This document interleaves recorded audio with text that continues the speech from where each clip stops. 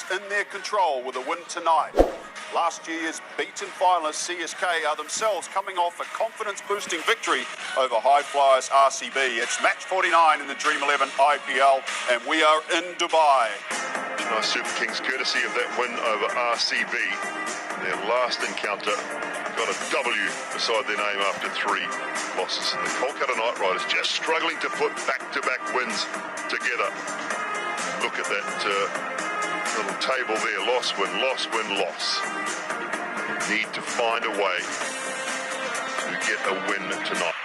20 minutes ago, the two captains were out in the middle, and it was MS Dhoni who called correctly against Irish Owen Morgan of KKR and decided to bowl first.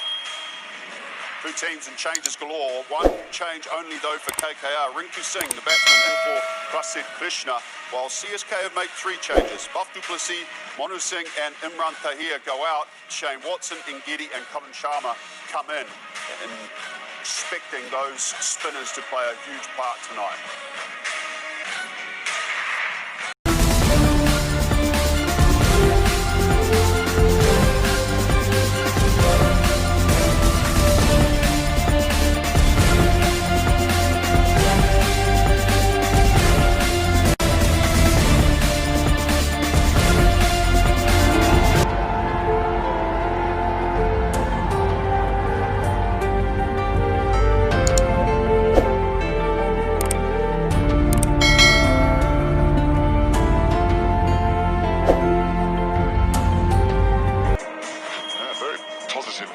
Sounding guy.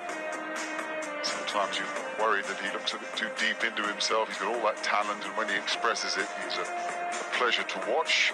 So there it was, with that good start from Shubman Gill and Nitish Rana. Best power play performance by KKR in the tournament, actually.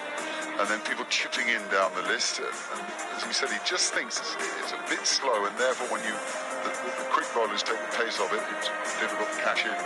172 for 5 is a goodish total, I think, is the overall verdict. To Shahar, 31 from 3, Curran 21 from 3. Luki Ngidi bowled at difficult times, 2 for 34, did well from his form. Shan, 1 for 30 from 3, 1 for 20 from 3 from Jadeja. Khan Sharma was going well, and then in his final over he was hit for 3 consecutive sixes by Nitish Rana. Here's the Dubai International Stadium, a run chase tonight from CSK that, well, KKR have to hold off, really. It's as simple as that.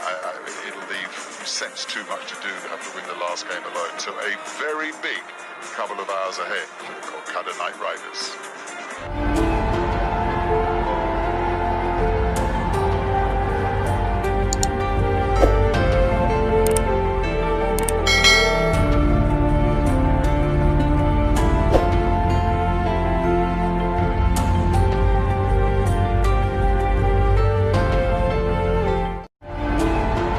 On by any chance. There were 10 needed off the last over, and he hit the last 2 balls for 6. I think that's quite a performance. There's the card. Sam Curran finished unbeaten on 13, as I say. He didn't quite have it right this evening.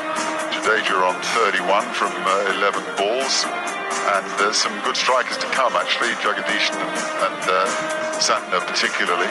So it was by no means a dead duck. It was all set up by this really gifted young guy, Ruturaj Gaikwad, unbeaten with, or not unbeaten, out for 72. And he'd have been disappointed not to finish that job, I think, truth be told. He sort of slightly changed his method, tried to scoop and ramp when previously all his runs had come by the thing straight down the ground. He was 78 for 4 then, in reply to KKR's 172 for 5. There are the bowling figures. Pat Cummins, very good tonight. Narkoti pretty good, just got on the wrong end of those 2 sixes. That hammered his figures.